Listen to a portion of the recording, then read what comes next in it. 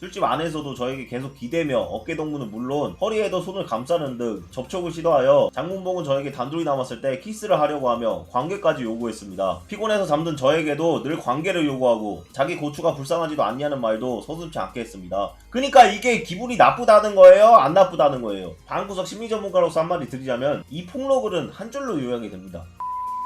시청자 여러분 안녕하십니까, 노빠구 정배우의 정배우입니다.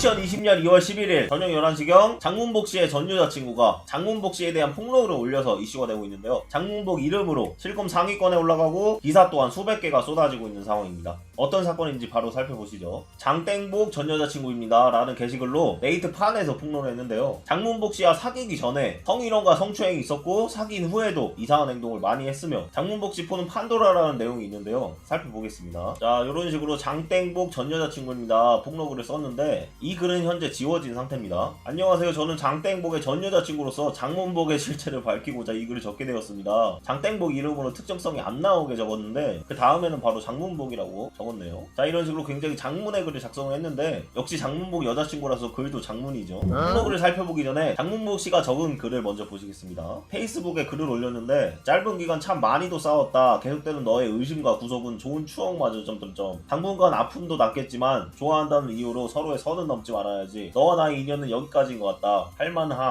말은 많지만 하지 않겠다라는 거죠. 실제로 사귀었던 것은 맞는 것 같습니다. 저는 10월 말부터 불과 며칠 전까지 3달 넘게 장문복과 만남을 이어왔습니다. 저는 10월 초 지인들과의 술자리에서 우연히 장문복을 알게 되었습니다. 지인들이 잠시 자리를 비워 룸 술집에 단둘이 남아있을 때 제 옆자리에 앉아있던 장문복과 저는 신발끈을 풀며 장난을 치다가 제 풀린 신발끈을 보며 신발끈이 풀렸다고 제 등 쪽으로 손을 올리며 다른 곳을 풀러버릴까라는 말을 했습니다. 속보시겠죠? 저는 당황스러웠지만 친한 사이가 아니었고 첫 만남이기에 그 말을 들은 후 바로 사람들이 들어와 별다른 제지를 하지 못하였습니다. 술집 안에서도 저에게 계속 기대며 어깨동무는 물론 허리에도 손을 감싸는 등 접촉을 시도하여 저는 룸 술집 자리 벽 부분까지 최대한 장문복과의 거리를 두려고 했지만 바로 옆까지 따라앉아 별다른 저항을 하지 못하였고 그대로 술자리가 끝났고 사과 또한 받지 못했습니다. 저는 그때까지 장문복의 연락처를 알지 못했고 같이 있던 지인들이 그 일을 장문복에게 말했으나 기억이 안 난다고 말을 했고 저는 술에 취해 단순히 실수였구나 라고 생각하고 넘겼습니다. 며칠 뒤 연락처를 교환하고 호감이 생겨 며칠을 연락하게 되었고 세 번째 만남에 지인들과 에어비앤비를 빌려 술자리를 가지게 되었습니다. 이게 대체 무슨 말인지 모르겠는데 성희롱과 성추행이 있었지만 며칠 뒤 연락처를 교환하고 호감이 생겨서 며칠 연락하게 됐다. 이게 뭔 쌉소리죠? 성희롱과 성추행이 기분이 나빴지만 호감이 생겨서 며칠 연락하게 됐고 그 뒤에는 사귀었고 보통의 여성분들이 성희롱이나 성추행을 당하면은 호감이 생겨가지고 그 뒤에 사귀고 관계까지 한다? 이런 경우는 없죠. 그러면은 그건 성희롱이랑 성추행이 아니었던 겁니다. 기분이 나빴으면 경찰서로 갔었겠죠.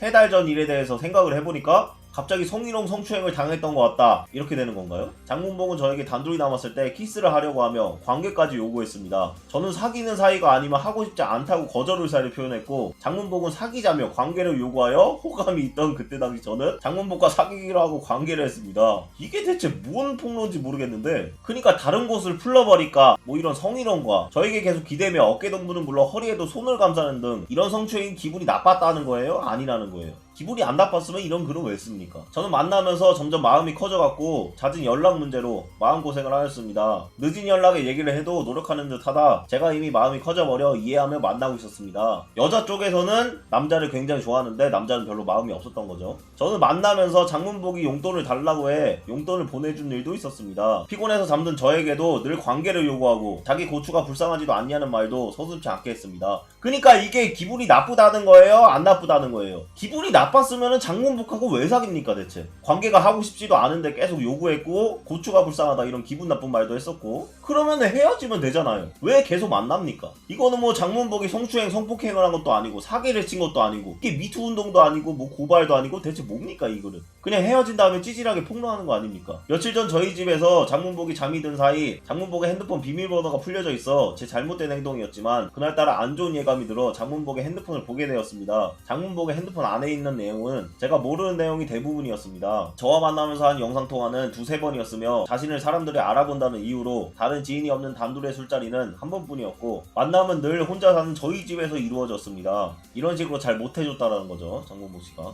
저희 생일에도 지인들에게 등 떠밀려 케이크 하나가 다였지만 다른 여자들의 생일은 케이크 기프티콘으로 챙겨주고 있었습니다. 이게 뭔 폭로입니까 대체? 아니 뭐 장문복씨 초등학생하고 사귀었어요? 제가 술을 마시자고 하면 스케줄이 없는 날도 피곤하다고 말했습니다. 내 생일에도 케이크 하나밖에 안 줬습니다. 뭐 어쩌라고요 그래서.